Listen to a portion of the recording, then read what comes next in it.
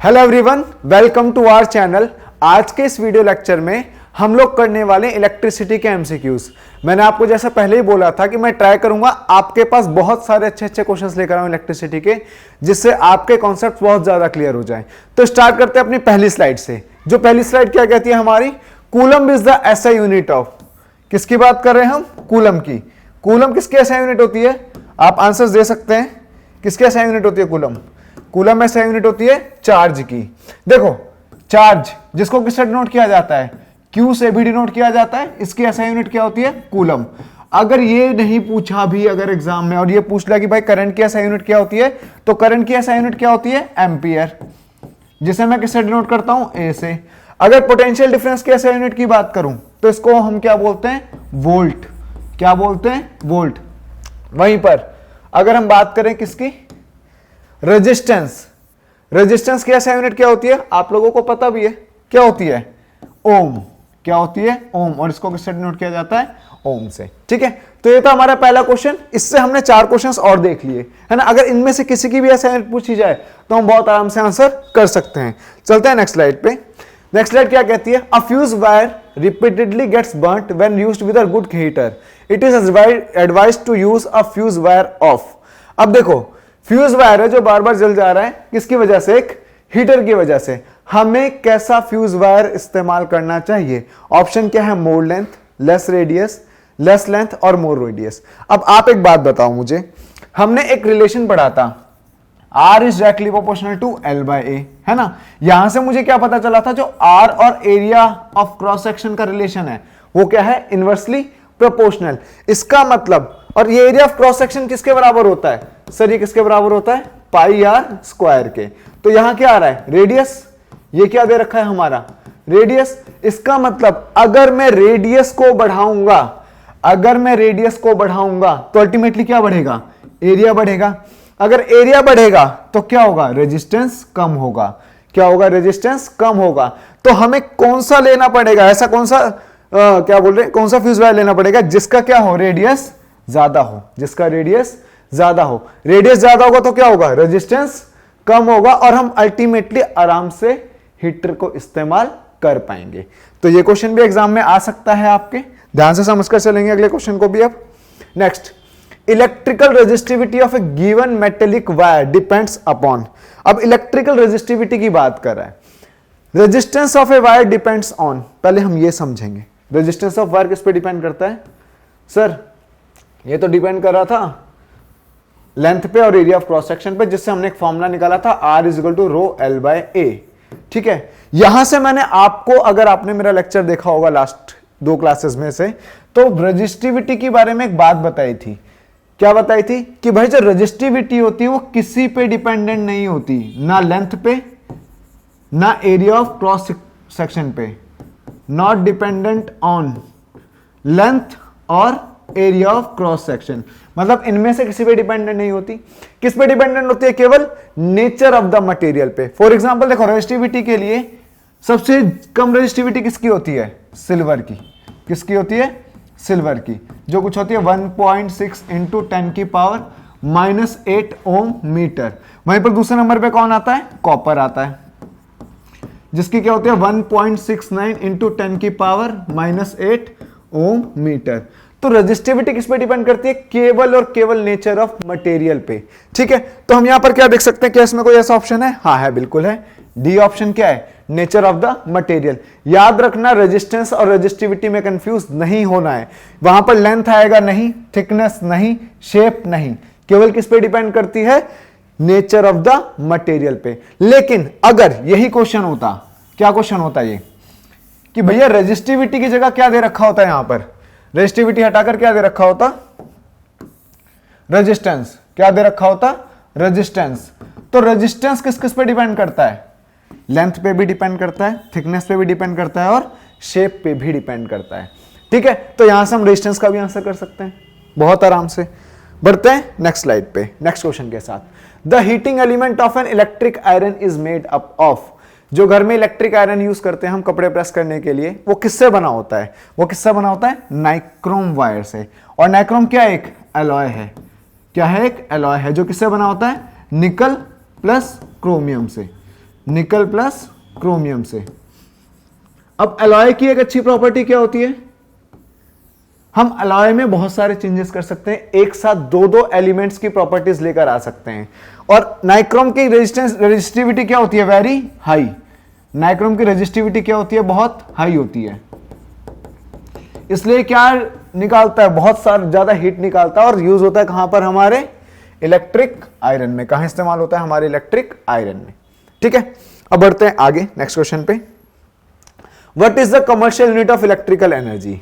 तो commercial unit of electrical energy मैंने आपको बताई थी क्लास के अंदर ही, अगर आपने लास्ट लेक्चर्स देखे होंगे। इलेक्ट्रिकल एनर्जी की जो कमर्शियल यूनिट हम इस्तेमाल करते हैं उसे हम क्या बोलते हैं, किलो वॉट आर। क्या बोलेंगे, किलो वॉट आर। तो क्या होगा answer, kilowatt hour. But यहां पर एक और क्वेश्चन पूछा जाता है, अगर ये वैल्यू मुझे जूल में निकालनी हो तो किसके बराबर होती है। तो हम 1 किलो वॉट आवर को किसके बराबर लिखते हैं, 3.6 इंटू 10 की पावर 6 जूल के बराबर। किसके बराबर लिखते हैं, 3.6 इंटू 10 की पावर 6 जूल के बराबर। अगर इस पे से भी क्वेश्चन आ जाए तो भी हम इसका आंसर बहुत आराम से कर सकते हैं। ठीक है, now next, the least resistance obtained by 2 ohm, 4 ohm, 1 ohm and 100 ohm is.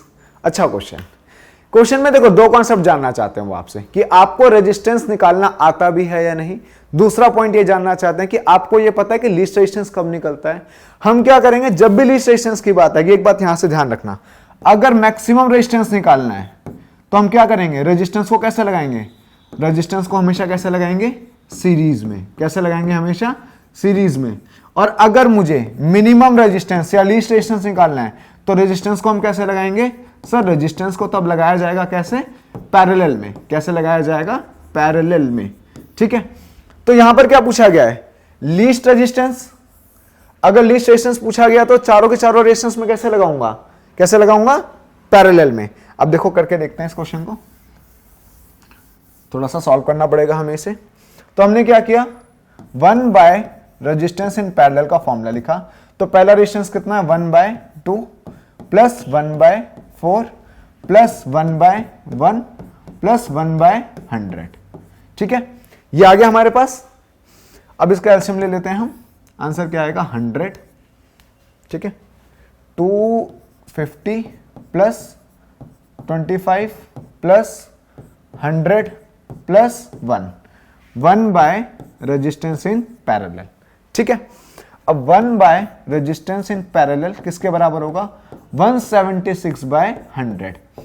अब देखो यहां पर क्या गलती होती है, हम जल्दबाजी में जब क्वेश्चन कर रहे होते हैं तो हम सीधा ये देखते हैं, भाई 176/100 आ गया, इसका मतलब वैल्यू किसके पास आएगी, आसपास किसके होगी, 2 के बिल्कुल आसपास। हम किसको टिक करके आ जाते हैं, इसको टिक करके आ जाते हैं। पर क्या ये सही आंसर है, नहीं।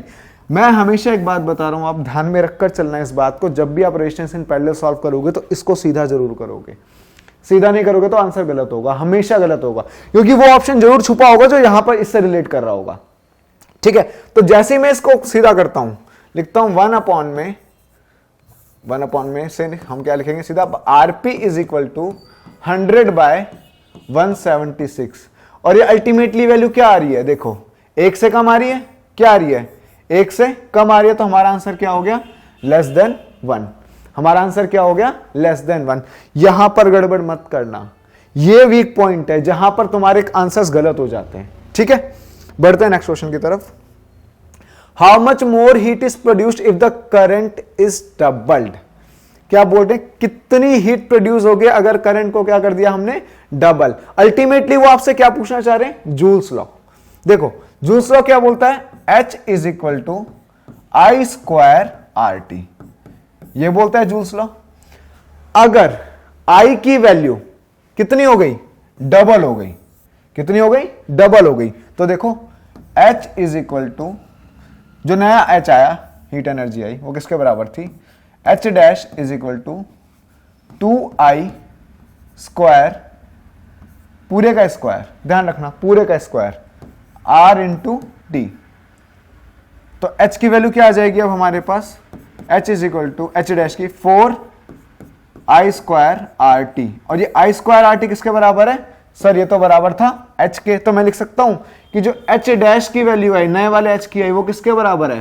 4 टाइम्स पुराने वाले h के। चाहे तो ऐसे सॉल्व करके देख लो, ये एक सिंपल सा कॉन्सेप्ट है। अगर i की वैल्यू डबल होगी तो हीट की वैल्यू कितनी हो जाएगी? 4 टाइम्स। 3 टाइम्स होगी तो कितनी हो जाएगी? 9 टाइम्स। 4 टाइम्स होगी तो कितनी हो जाएगी? 16 टाइम्स। क्योंकि क्या आ रहा है? h के फॉर्मूले में i का स्क्वायर। क्या आ रहा है? i का स्क्वायर। तो हमारा सही ऑप्शन क्या है?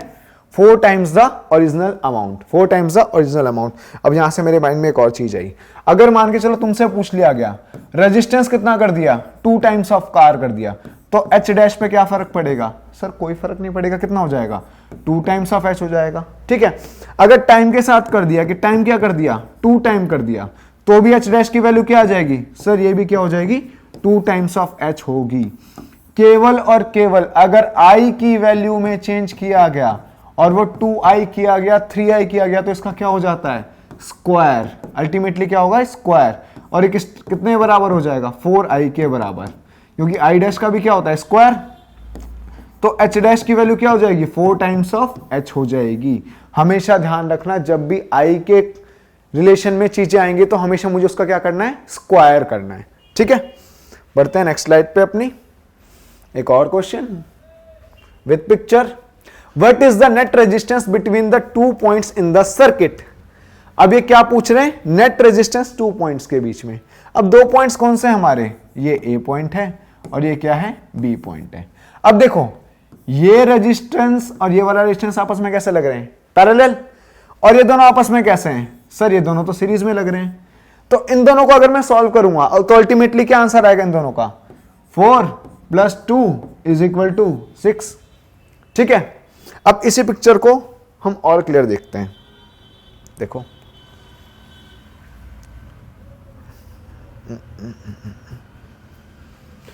2 3 4 और 2। ठीक है, 2 3 4 और 2, 2 3 4 और 2, 4 2 2 और 3। ठीक है, 4 और 2, 2 और 3। अब क्या हो रहा है? इन दोनों को मैंने सॉल्व किया तो इसका आंसर क्या आ गया? सर 6 ओम आ गया। अब ये तीनों आपस में कैसे हैं? पैरेलल। तीनों आपस में कैसे हैं? पैरेलल। तो हम क्या करेंगे? Resistance in parallel. फिर से अब कैसे सॉल्व करेंगे? 1/2 प्लस 1/3 प्लस 1/6। आंसर क्या आ गया? उस एलसीएम क्या है? 6। 2 3 जा 6 प्लस 3 2 जा 6 प्लस 1 6 जा 6, 1/rp। ठीक है। अब rp 1/rp की वैल्यू किसके बराबर आई? 6/6 के 1/rp की वैल्यू। अगर मैं इसको सीधा भी करता हूं तो भी क्या आंसर आएगा? 6/6 कटा, वैल्यू क्या आ गई? सर वैल्यू आ गई 1 ओम। तो देखते हैं अभी ऑप्शन में 1 ओम है क्या? 1 ओम है क्या? हाँ बिल्कुल है, ये रहा 1 ओम। ठीक है। हमने इसमें क्या किया? ये दोनों सीरीज में थे, पहले इन दोनों को सीरीज में सॉल्व किया, फिर तीनों को कैसे सॉल्व किया? आपस में पैरेलल में, जिससे मुझे क्या आंसर आ गया? क्या आंसर मिल गया? 1 ohm. Now next, a wire of length L made of material resistivity rho is cut into 2 equal parts. The resistivity of the 2 parts are equal to. अच्छा क्वेश्चन। क्या हो जाएगी रेजिस्टिविटी?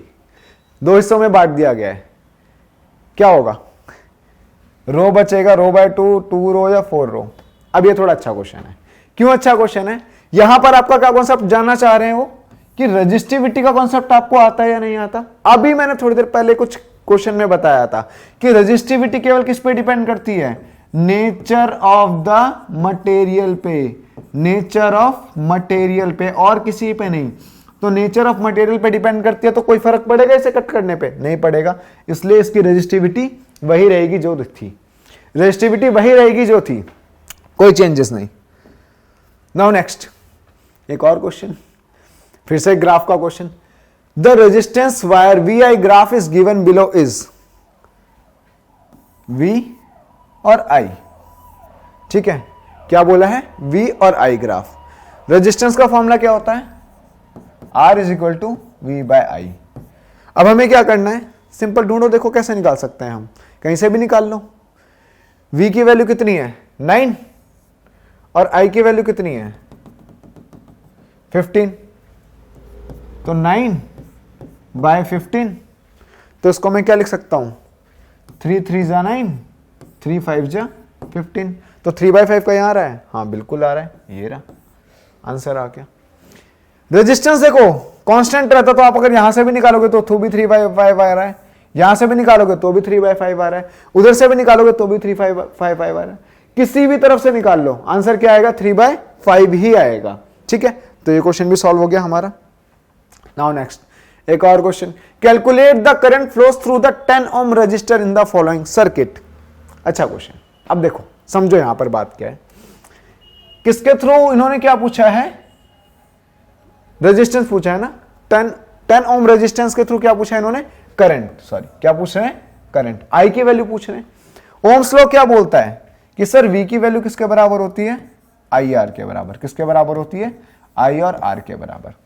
एक बात मैंने आपको बताई थी, नहीं भी बताई थी तो अब समझ लेते हैं इस चीज को ध्यान से, जब भी रेजिस्टेंस इन पैरेलल होता है, रेजिस्टेंस कैसे लगे सारे के सारे पैरेलल, तो इनके इस वाले जंक्शन पे जो पोटेंशियल डिफरेंस होगा उसमें कोई चेंज नहीं आएगा, वो कितना ही रहने वाला है 6 वोल्ट। कहने का मतलब चाहे इस रेजिस्टेंस के लिए निकालूं, चाहे इसके लिए, चाहे इसके लिए, V की वैल्यू क्या रहने वाली है 6 वोल्ट, V की वैल्यू क्या रहने वाली है केवल 6 वोल्ट। अब तो बहुत सिंपल हो गया ना फॉर्मूला, अगर मुझे V का पता है, R मुझे गिवन है, तो I निकालना क्या मुश्किल काम है, बिल्कुल मुश्किल नहीं है।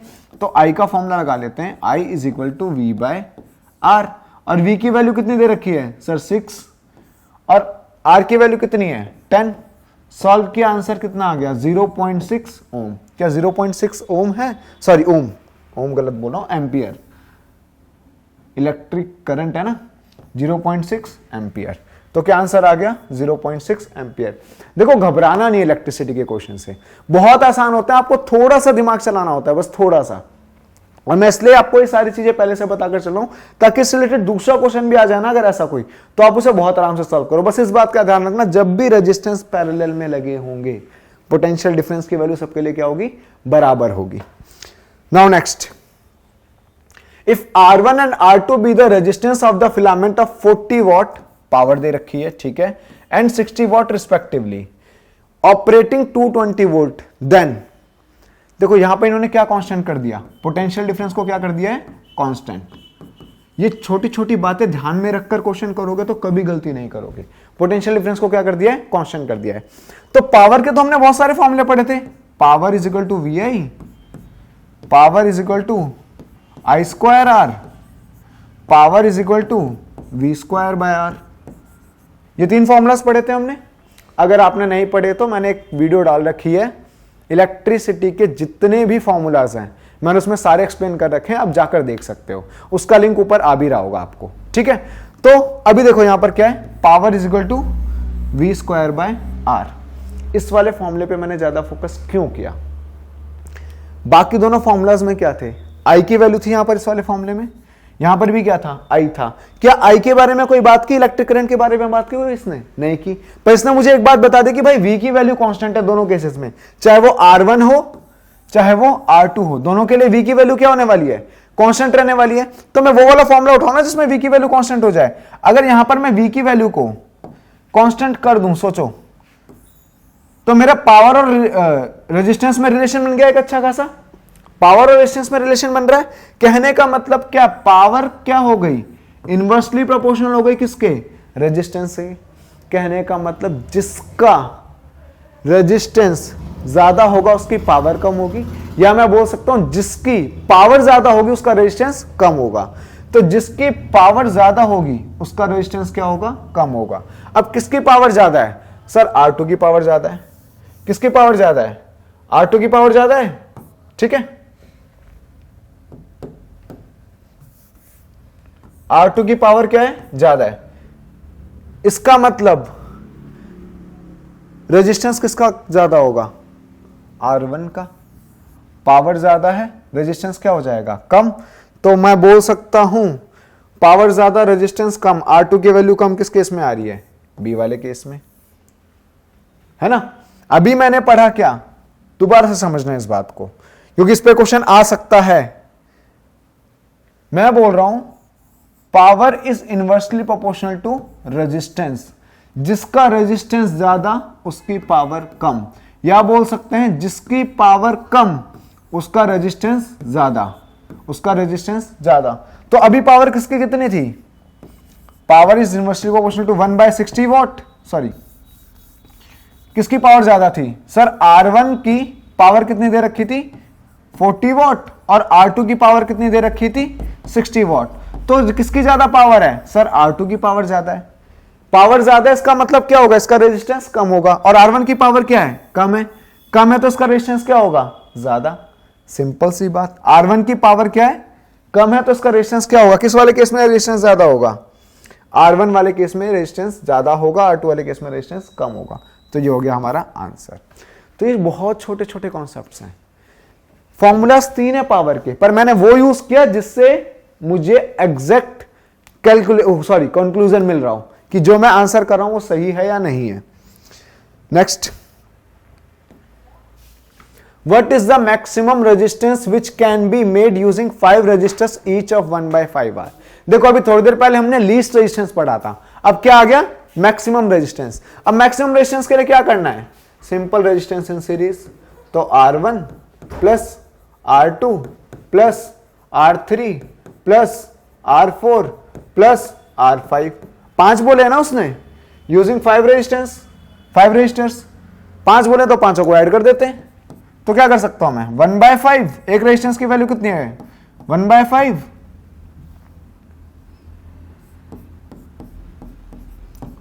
फिर से 1/5, कहां तक? 5 तक लेकर जाना है इसे, प्लस 1/5। आंसर क्या आ गया? सबका क्या आया एलसीएम? 5। ऊपर भी कितना आ गया? 5। तो रेजिस्टेंस इन सीरीज कितना आ गया? 5 से 5 कट हुआ, आंसर क्या आ गया? 1 ओम। आंसर क्या आ गया? 1 ओम। देखो बहुत सिंपल सी बात। क्या पूछा है? मैक्सिमम। जब मैक्सिमम पूछेगा तो रेजिस्टेंस किसमें निकालना है? सर सीरीज में निकालना है। और जब मिनिमम पूछेगा तो रेजिस्टेंस किसमें निकालना है? सर रेजिस्टेंस को पैरेलल में निकालना है। रेजिस्टेंस को किसमें निकालना है? पैरेलल में। तो मेरा आंसर क्या आ गया? D, that is 1 ohm. Hope करता हूं आपको सारे कॉन्सेप्ट समझ में आ रहे हो। आप जाकर ट्राई करना और एमसीक्यू सॉल्व करने की कोशिश करो, कोई दिक्कत नहीं, मैं तो करा रहा हूं, आप भी अपनी तरफ से और सॉल्व करने की कोशिश करो। कुछ नहीं समझ में आता तो आप कमेंट बॉक्स में मुझे बता सकते हैं, मैं उसके भी कॉन्सेप्ट्स आपको धीरे धीरे कराता रहूंगा सारे के सारे। ठीक है, बस एग्जाम में मार्क्स नहीं कटने चाहिए, एमसीक्यूज को लेकर तो बिल्कुल नहीं कटने चाहिए। अब अगला क्वेश्चन, किस पे क्वेश्चन है? ओम्स लॉ पे। किस पे क्वेश्चन है? ओम्स लॉ पे। अब इसकी पिक्चर में देखो कुछ गड़बड़ कर रखी है। A student carries out an experiment and plots the VI graph of the 3 sample of nichrome wire with resistance R1, R2, R3 respectively. Which of the following is true? अब हमें एक बात पता है, according to ohm's law R की value किसके बराबर होती है? V/I के। मैंने आपको लास्ट लेक्चर में जो मैं लेक्चर करा रहा था इलेक्ट्रिसिटी के क्वेश्चंस के, इलेक्ट्रिसिटी के किसका? फॉर्मूलाज का, उस लेक्चर में एक बात बताई थी, मुझे एक कोई क्वांटिटी पकड़नी है। मैंने क्या पकड़ रखी थी? Potential difference. जिसका पोटेंशियल डिफरेंस ज्यादा उसका रेजिस्टेंस क्या हो जाएगा? ज्यादा। लेकिन अब पोटेंशियल डिफरेंस कौन से वाले एक्सिस पे दे रखा है? एक्स एक्सिस पे दे रखा है, वाई एक्सिस पे।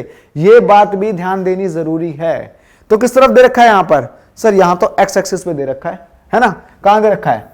एक्स एक्सिस पे दे रखा है। तो मैं देखो R3 के लिए पोटेंशियल डिफरेंस कहां है? यहां है। R2 के लिए कहां है? यहां है। और R1 के लिए कहां है? तो एक बात बताओ, सबसे ज्यादा किसका है? R3 का है ना? तो मेरे लिए सबसे ज्यादा रेजिस्टेंस किसका मिलेगा? R3 का। उसके बाद किसका मिल रहा है? सर R2 का। और उसके बाद किसका मिल रहा है? R1 का। तो सबसे ज्यादा रेजिस्टेंस किसका हो गया? R3 का, उसके बाद R2 का, उसके बाद R1 का। सॉल्व। इतनी सी बात है। अगर यहीं पर यह चीज उल्टी हो जाती, उल्टी होने का मतलब क्या है? ये यहां पर क्या दे रखा होता? V, और ये यहां पर क्या दे रखा होता? I। तो कौन सा ऑप्शन होता? कमेंट बॉक्स में बताओ मुझे, फिर कौन सा ऑप्शन होता? अगर ये V होता और ये I होता तो मुझे बताओ जरा कौन सा ऑप्शन होता। ठीक है, ये होमवर्क है तुम्हारा।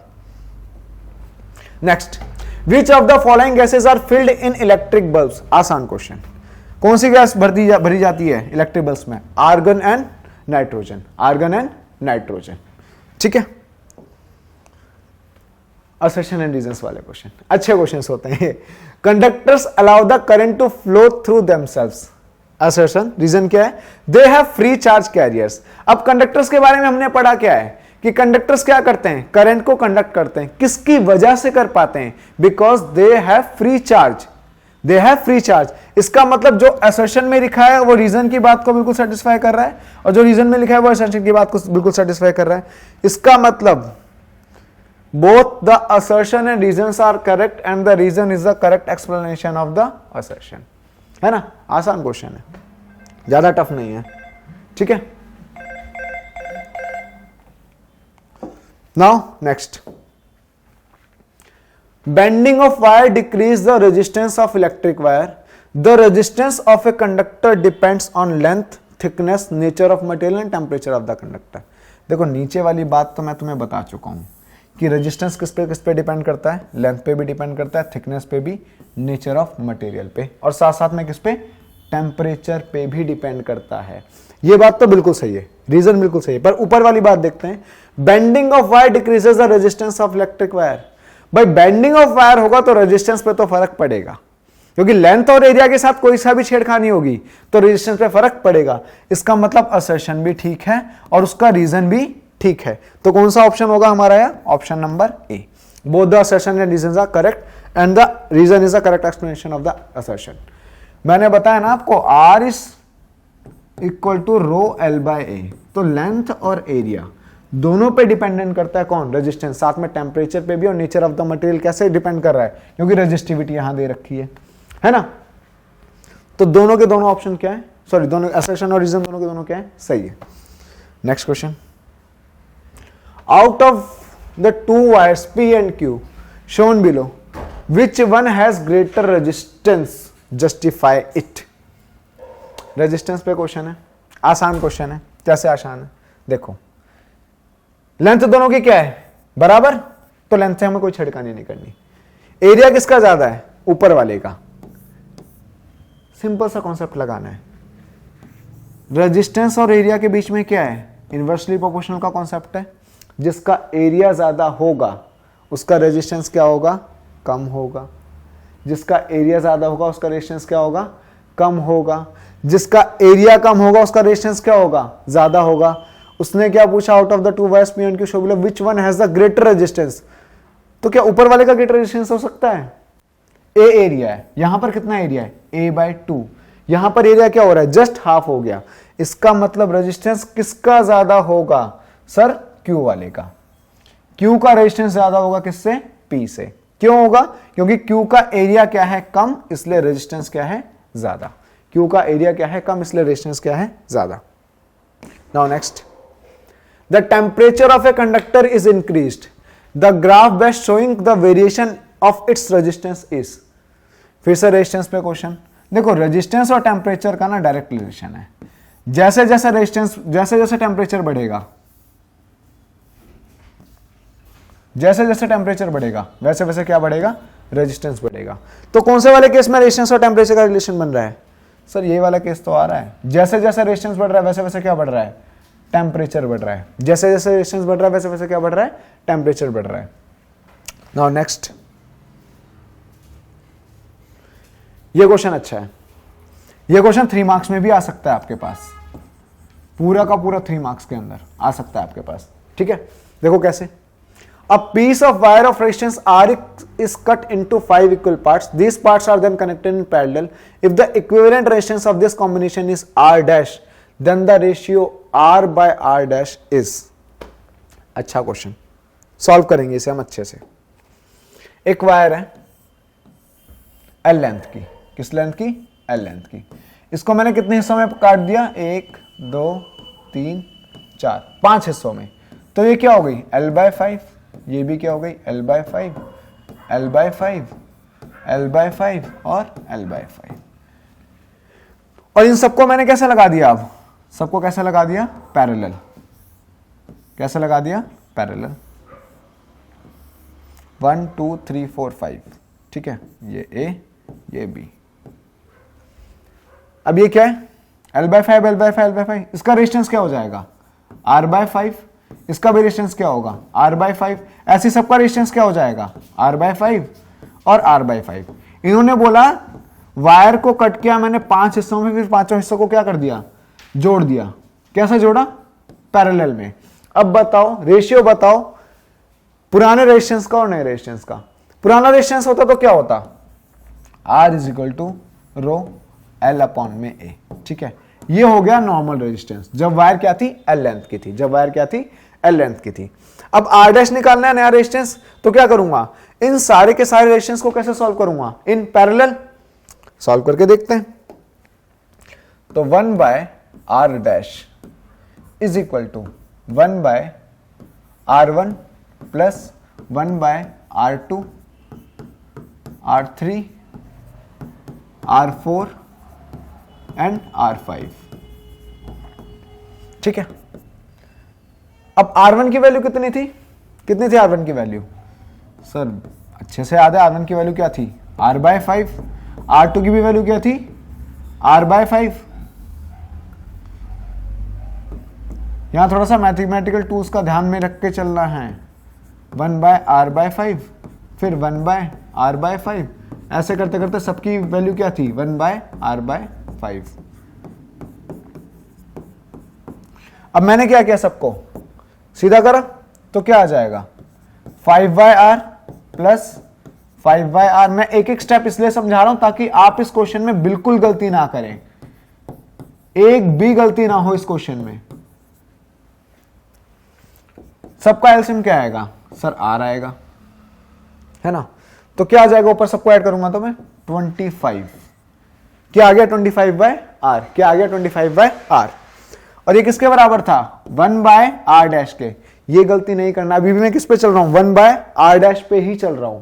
अब मैं 1/R' को सीधा करूं तो जैसे ही मैंने 1/R' को सीधा करा तो R' क्या आ गया 25 तो ऊपर था ना, R/25 क्या आ गया R/25। उन्होंने रेशियो किसका पूछा, देखते हैं किसका रेशियो पूछा उन्होंने, R/R' का। रेशियो किसका पूछ रहे हैं, R/R' का। तो इस R' को मान ले जाए 25 को इधर ले आए, कोई दिक्कत नहीं सर। 25 इधर आ गया, इधर क्या आ गया R/R'। तो रेशियो में क्या आंसर आया 25/1। रेशियो में क्या आंसर आया 25/1। तो हम ये बोल सकते हैं इसका आंसर क्या आएगा 25, आंसर क्या आएगा 25, ठीक है। नाउ नेक्स्ट,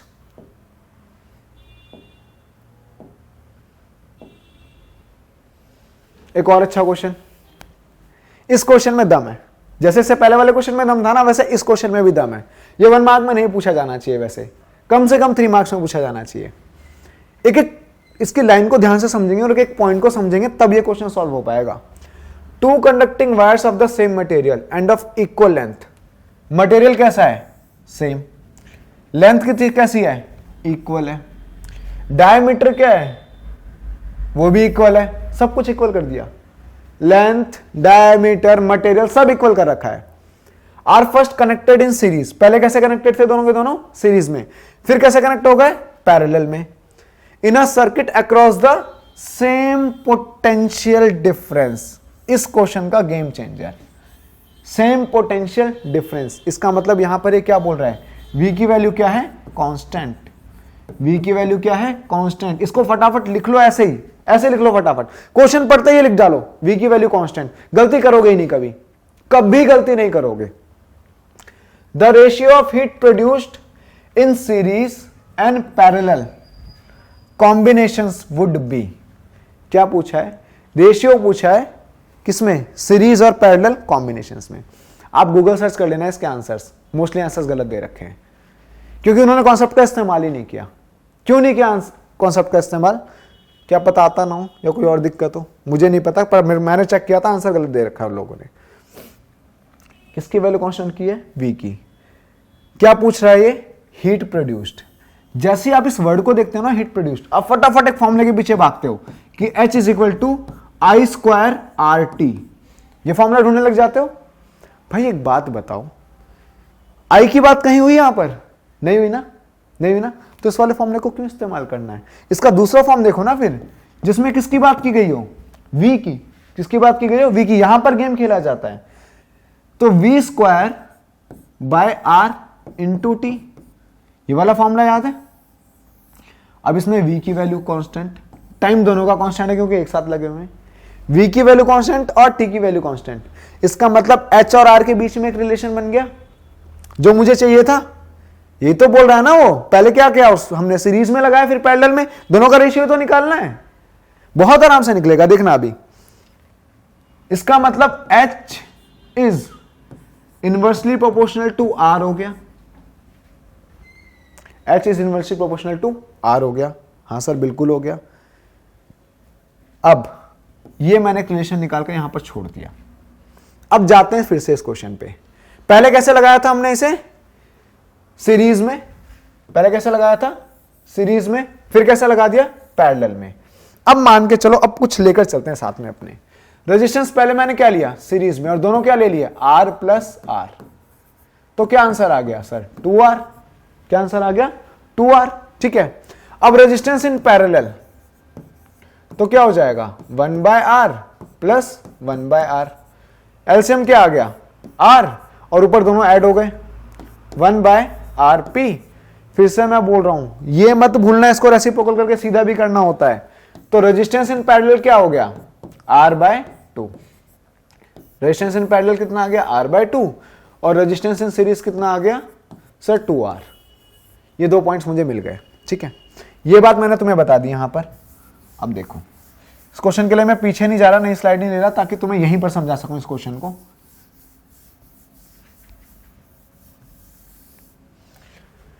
अब ले लेते हैं दोनों के लिए h, एक बार सीरीज के लिए, एक बार पैरेलल के लिए। तो अगर मैं h को सीरीज के लिए लेता हूं तो मैं क्या बोल सकता हूं? सारी वैल्यूज मैंने मतलब कांस्टेंट मान रखी है। 1/RS। रेजिस्टेंस इन पैरेलल के लिए क्या लिख सकता हूं? 1/RP, क्योंकि मैंने क्या बताया, दोनों के बीच में रिलेशन निकाल दिया था मैंने डायरेक्टली प्रोपोर्शनल का। ये सीधा वैल्यू लिख दी मैंने। अब रेजिस्टेंस इन सीरीज क्या था मेरा? HS is equal to 1/2R। Resistance in parallel क्या था? 1/R/2। ठीक है। अब रेजिस्टेंस इन पैरेलल को मैं सीधा करता हूं, 2/R हो गया, 2/R। तो रेजिस्टेंस इन सीरीज आ गया मेरा 1/2R, रेजिस्टेंस इन पैरेलल आ गया 2/R। उसने पूछा क्या है? The ratio of heat produced in series and parallel. ऊपर क्या आएगा? सीरीज वाला, और नीचे क्या आएगा? पैरेलल वाला। तो करके देखते। ऊपर किसको रख दिया? सीरीज वाले को, जिसकी वैल्यू कितनी थी? 1/2R। और नीचे किसको रख दिया? पैरेलल वाले को, जिसकी वैल्यू कितनी थी? 2/R। अब इनको क्या करना है? रेसिप्रोकल सीधा कर देना है ना सब सारी वैल्यूज को। तो मैंने क्या देखा? HS/HP किसके बराबर आ गया? ये ऊपर जाएगा और ये इधर आएगा, तो 1/4 R/R आ गया, 1/4 R/R आ गया। R से R कैंसिल, तो HS/HP का जो रेशियो आया वो कितना आया सर? 1/4। आपके बहुत सारे गूगल के आंसर्स में 4/1 दे रखा है, सीधा फॉर्मूला लगाकर H = I²RT। अभी बता रहा हूं वो फॉर्मूला इधर एप्लीकेबल नहीं होगा, क्योंकि यहां पर हमने क्या पहले क्या बता दिया कि पोटेंशियल डिफरेंस को मैंने क्या कर रखा है? कांस्टेंट कर रखा है। और इसका आंसर क्या आने वाला है? 1/4। आंसर क्या आने वाला है? 1/4। अगर ये अभी भी समझ नहीं आया ये वाला पार्ट, तो कमेंट सेक्शन में बताना, मैं स्पेशली इसके लिए एक छोटा सा वीडियो क्लिप बनाकर बता दूंगा H की वैल्यूज और P की वैल्यूज को। ठीक है, क्योंकि मैं समझ सकता हूं बहुत से बच्चों को नहीं समझ में आया, लेकिन इस वीडियो को आराम से देखना। नहीं समझ में आया तो बहुत आराम से देखना, कोई दिक्कत नहीं, समझ आएगा, ये मैं बता रहा हूं। आपको नहीं आता फिर भी आप मुझे कमेंट में बताओगे, मैं बता दूंगा। और अगर और भी दिक्कत आती है तो पीछे वाली वीडियो मेरी जरूर देख लें। मैं बार बार उसके पीछे क्यों जा रहा हूं, क्योंकि वहां पर मैंने आपको फॉर्मूलाज बताए, उनके बारे में थोड़ा थोड़ा एक्सप्लेन किया है, जिससे आपको हेल्प मिलेगी सारे एमसीक्यूज में इलेक्ट्रिसिटी के करने में। ठीक है, तो यहां थे मेरे क्वेश्चन की सीरीज जो हमने यहां पर खत्म कर दी। अगर आपको ये वीडियो बहुत अच्छा लगा हो तो अपने दोस्तों को शेयर करें, खुद भी पढ़ें इससे, और चैनल को सब्सक्राइब करना ना भूलें, वीडियो को लाइक कर दें और कमेंट्स में बताएं मुझे कि हाँ तुमको कौन सा पार्ट सबसे ज़्यादा अच्छा लग रहा है इसके अंदर। ठीक है, थैंक यू।